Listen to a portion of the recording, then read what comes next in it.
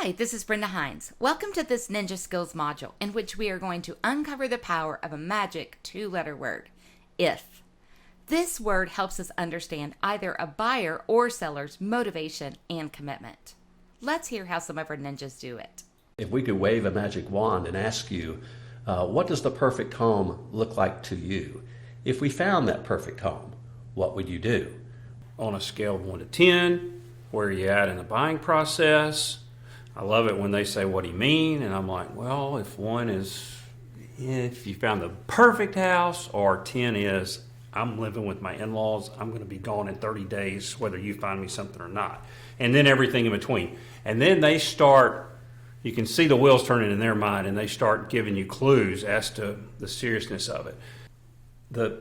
I think one of the questions I enjoy in probing or digging deeper with buyers is giving them 2 time frames and then watching, sometimes not what they say, but watching their facial expressions. Especially maybe it's a young couple buying their first house, and they'll tell me when their lease is up, and then one of them will say, but we can go month to month.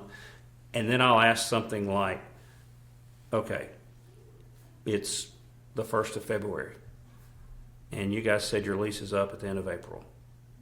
If you have to go month to month after April, how does that feel? And they'll answer, I think we could do that for a month or 2. And then I'll say, okay, what if we don't find anything and you spend next Christmas in the apartment? And if they don't show a lot of pain or angst at that point, if they don't look at each other and go, no, there's no way we can live there past June, then I'm wondering if, once again, are they really a buyer? So I love the timing question. A seller, same thing. Spouse starts work in a month and a half in a different location. And I want them to begin to process through, okay, if it takes a buyer X number of days to close and we don't get a contract for 2 months, then we're 90 days from closing, and you say you're not going to leave the house until the house sells. What happens if we get 6 months out and the house hasn't sold?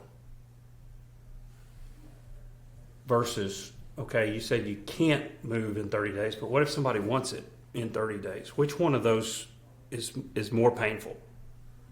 We need to get to the bottom of it before we take them out shopping and hunting for that property. This way we get to know them a little bit better. We know what to expect from them, and they, in turn, get to know what to expect from us.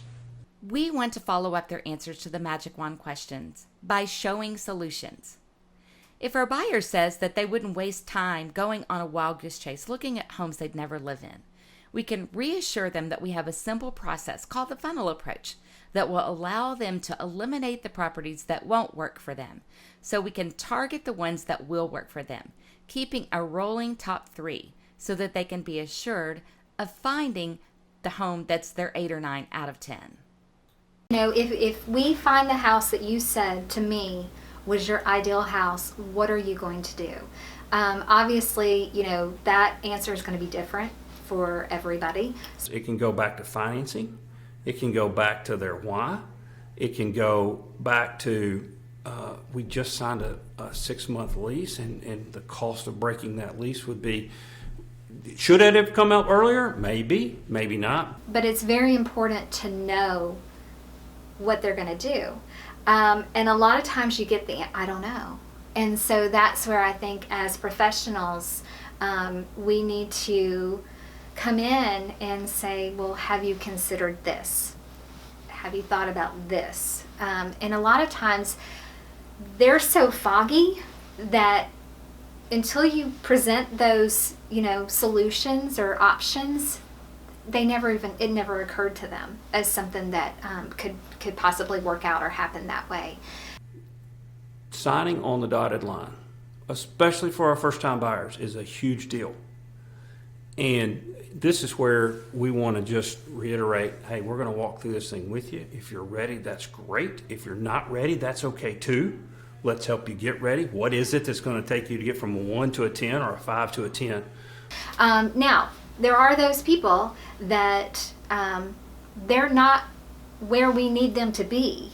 And maybe they have, gotten a little ahead of themselves, and for whatever reason, they're going to hold on tight to that fence. Knowing how they answer that question tells you a lot. And if we fit, we're going to have a lot of fun.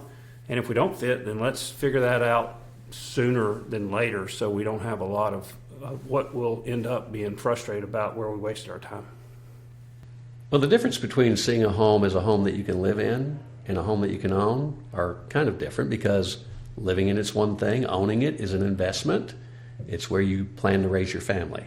I think a lot of times people see themselves living there and it's sort of the pipe dream, but when they see themselves owning it, they're invested in that home, they're invested in the neighborhood, they're invested in the community.